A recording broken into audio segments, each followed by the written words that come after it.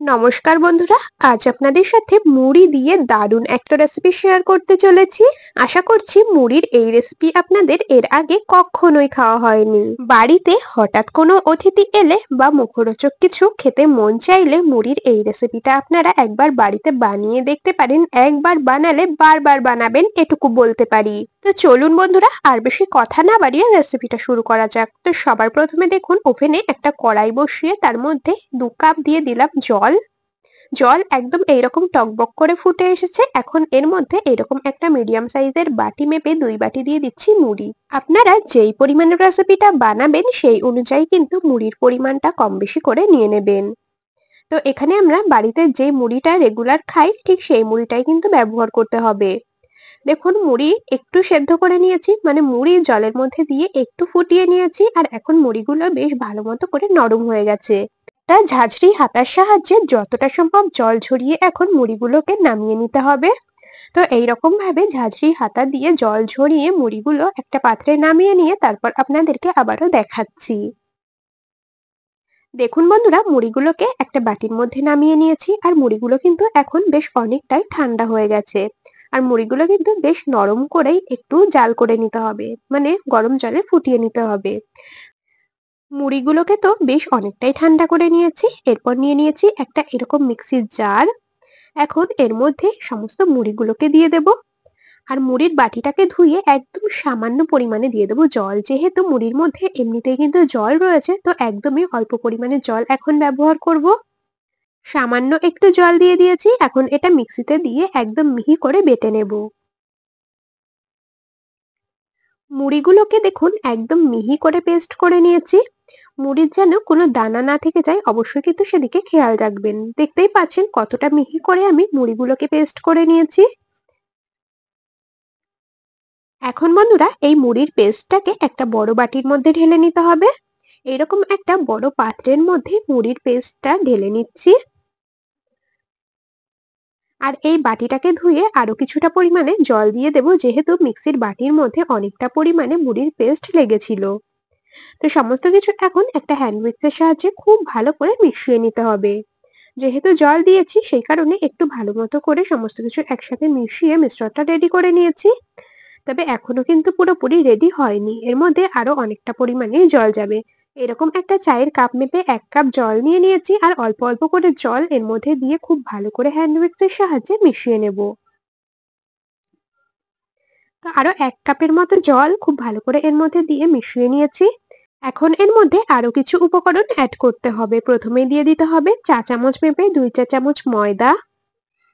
ওই একই চামচ মেপে 3 চামচ দিয়ে দেব সুজি। নরমাল যে প্যাকেটের সুজিটা হয় সেটাই এখানে আমি ব্যবহার করছি। ছোট বাটির 1 বাটি দিয়ে দিচ্ছি টক দই। এখানে ওই 3 চামচের মতো রয়েছে টক দই। হাফ চা চামচ দিয়ে দিতে হবে চিনি, আর হাফ চা চামচ লবণ।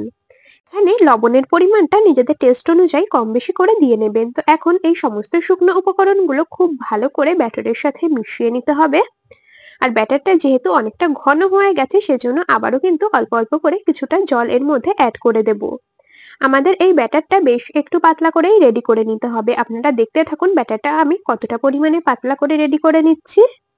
খুব ভালো করে ফেটিয়ে নিয়ে ব্যাটারটা রেডি করে নিয়েছি, আর এখন এটাকে একটা ঢাকা দিয়ে ঢেকে মোটামুটি 15 থেকে 20 মিনিটের মতো রেস্টে রাখবো। যেহেতু এর মধ্যে সুজি ব্যবহার করা হয়েছে, সুজিটা যাতে সুন্দর ফুলে ওঠে সেই কারণে ব্যাটারটাকে রেস্টে রেখে এই সময় বাকি কিছু কাজ কমপ্লিট করে নেব। আবারও নিয়ে নিয়েছি একটা মিক্সির জার। এর মধ্যে নিয়ে নিতে হবে কিছুটা পরিমাণে ধনেপাতা। তো কিছুটা পরিমাণে ধনেপাতা নিয়ে নিয়েছি, আর ওই একই পরিমাণে দিয়ে দেব পুদিনা পাতা। চাইলে আপনারা এখানে পুদিনা পাতাটা স্কিপও করতে পারেন, তবে আমার কাছে যেহেতু ছিল সেই জন্য এর মধ্যে দিয়ে দিলাম। ছোট টুকরো 2 টুকরো দিয়ে দেব আদা, আর দেব একটা কাঁচা লঙ্কা। এখানে আপনারা যেই রকম ঝাল খাবেন সেই অনুযায়ী কাঁচা লঙ্কার পরিমাণ কম বেশি করে নিয়ে নেবেন। তো এটা জল ছাড়াই কিছুক্ষণ মিক্সিতে দিয়ে ঘুরিয়ে নিয়েছি। দেখুন এইরকম একটা পেস্ট বানিয়ে নিয়েছি। একদম মিহি কিন্তু এখন হবে না, যেহেতু এর মধ্যে জলের ব্যবহার একেবারেই করা হয়নি। এরপর এর মধ্যে দিয়ে দেব কিছুটা পরিমাণে টক দই। ওই মোটামুটি 4 চামচের মতো এর মধ্যে টক দই দিয়ে দিলাম। টক দইয়ের বাটিটাকে ধুয়ে সামান্য একটু দিয়ে দিলাম জল। স্বাদ মতো দিয়ে দিতে হবে লবণ, আর টেস্টের জন্য একদম সামান্য কয়েক দানার মতো দিয়ে দেব চিনি। ব্যাস এখন এই সমস্ত কিছু খুব ভালো করে মিক্সিতে দিয়ে পেস্ট বানিয়ে নেব। তো মিক্সিতে দিয়ে পেস্ট তৈরি করে নিয়ে তারপর আপনাদেরকে দেখাচ্ছি। দেখুন বন্ধুরা, সমস্ত কিছু একসাথে খুব ভালো করে বেটে নিয়েছি। তো চাটনিটা কিন্তু আমাদের একদম পেস্ট করা তৈরি হয়ে গেছে, আর এটাকে বেশ একটু পাতলা করেই আমি তৈরি করেছি। যে রেসিপিটা আমি আজকে তৈরি করছি তার সাথে কিন্তু আমার এই পাতলা চাটনিটাই খেতে বেশি ভালো লাগে। তবে চাটনিটা কিন্তু এখনো পুরোপুরি রেডি হয়নি, তো এটাকে একটা বাটির মধ্যে নামিয়ে নিলাম। চাটনির জন্য একটা তড়কা রেডি করে নেব, সেজন্য এখানে ওভেনে দেখুন একটা তড়কা প্যান বসিয়ে দিয়েছি। তার মধ্যে 1 চামচের মতো দিয়ে দিচ্ছি সাদা তেল, মানে রিফাইন্ড তেল দিয়ে দিয়েছি। তেলটা খুব ভালো করে গরম করে নিয়ে 1/2 চামচ দিয়ে দিচ্ছি কালো সর্ষে। সর্ষেগুলো একটু ভাজা ভাজা হয়ে গেলেই এর মধ্যে 6 থেকে 7টা দিয়ে দিতে হবে কারি পাতা, আর কালারের জন্য সামান্য একটুখানি দিয়ে দিতে হবে হলুদ। চাইলে আপনারা এখানে কাশ্মীরি লাল লঙ্কার গুঁড়োটাও কিন্তু ব্যবহার করতে পারেন, তবে আমি আর করলাম না, সামান্য একটু হলুদ দিয়ে দিলাম। তো তরকাটা আমাদের একদম রেডি হয়ে গেছে। গ্যাস অফ করে দিয়ে এখন তরকাটা এই যে চাটনির মধ্যে ঢেলে দেব। চাটনির মধ্যে তড়কা লাগিয়ে একটু হালকা করে চামচের সাহায্যে নেড়েচেড়ে সমস্ত কিছু একসাথে মিশিয়ে নিলেই কিন্তু চাটনিটা আমাদের একদম তৈরি হয়ে যাবে। আর দেখুন চাটনির কালারটা কতটা সুন্দর লাগছে। তো এদিকে আমাদের চাটনি একদম রেডি হয়ে গেছে, এখন এটাকে সাইডে সরিয়ে রাখবো। ব্যাটারটা মোটামুটি 15 থেকে 20 মিনিটের মতো রেস্টে রেখেছিলাম। ঢাকা খুলে একটা হ্যান্ড উইক্সের সাহায্যে আবারও সমস্ত কিছু একটু ভালো মতো করে নেড়েচেড়ে মিশিয়ে নেব। এখন এর মধ্যে 4 চামচ মেপে 1/2 চা চামচ দিয়ে দেব বেকিং সোডা বা খাবার সোডা। বেকিং সোডা দিয়ে আর একদমই বেশি সময় ফেটাবো না, একটু মিশিয়ে নিলেই কিন্তু ব্যাটারটা আমাদের একদম তৈরি হয়ে যাবে। তো মিশিয়ে নিয়ে একটা চামচের সাহায্যে আপনাদেরকে একটু ব্যাটারের ঘনত্বটাও আমি দেখিয়ে দিচ্ছি। আর বন্ধুরা, এই সময়টা কিন্তু আপনারা অবশ্যই আমাকে কমেন্টসে জানিয়ে যাবেন আপনারা কে কোন জায়গা থেকে আমার আজকের এই রেসিপিটা দেখছেন, তবেই না আমি আপনাদের কমেন্টসে ধন্যবাদ জানাতে পারবো। আশা করছি আপনারা ব্যাটারের ঘনত্বটা দেখেই বুঝতে পারছেন ব্যাটারটা কতটা পরিমাণে পাতলা করে রেডি করতে হবে। এখন এটাকে সাইডে সরিয়ে রাখবো। এদিকে ওভেনে একটা ফ্রাইং প্যান বসিয়ে প্যানটা খুব ভালো করে গরম করে নিতে হবে। প্যান খুব ভালো করে গরম করে নিয়ে সামান্য কয়েক ফোঁটার মতো দিয়ে দিলাম সাদা তেল। তেল ফ্রাইং প্যানের চারিদিকে খুব ভালো করে লাগিয়ে নিতে হবে, আর তেল দিয়ে তেলটাকেও খুব ভালো করে গরম করে নিতে হবে।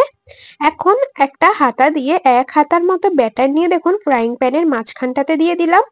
ব্যাটার দিয়ে এটাকে ছড়িয়ে দেওয়ার দরকার নেই, যেহেতু ব্যাটারটা অনেকটাই পাতলা, দেখবেন নিজে নিজেই ফ্রাইং প্যানের চারিদিকে ছড়িয়ে যাচ্ছে।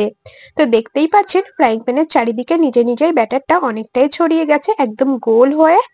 আর এটাকে এইরকম ভাবেই একেবারে গ্যাসের ফ্লেম লোতে রেখে রান্না করে নিতে হবে, যতক্ষণ না ওপরটা একদম ড্রাই হয়ে কালারটা চেঞ্জ হয়ে আসছে।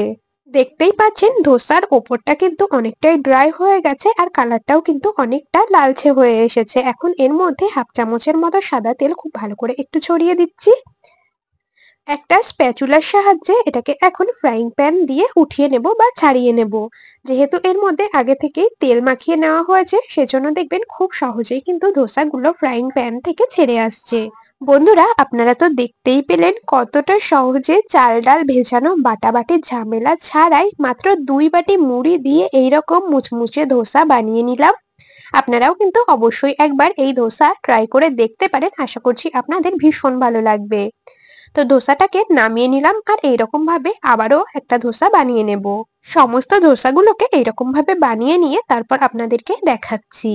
আর বন্ধুরা, এই সময়টা প্রতিদিনকার মতো আজও একটা কথা শেয়ার করে নিই। আপনারা যদি আমার আজকের এই রেসিপিটা ইউটিউব চ্যানেল থেকে দেখে থাকেন, তবে চ্যানেলটি সাবস্ক্রাইব করে বেল নোটিফিকেশন অলে সেভ করে রাখবেন। আর যদি ফেসবুক পেজ থেকে দেখে থাকেন, তবে পেজটিকে ফলো করে রাখবেন এরকম আরো দারুণ দারুণ রেসিপির আপডেট সবার আগে পাওয়ার জন্য।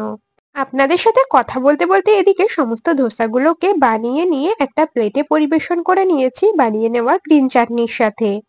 আর দেখতেই পাচ্ছেন ধোসাগুলো ঠিক কতটা মুচমুচে হয়েছে।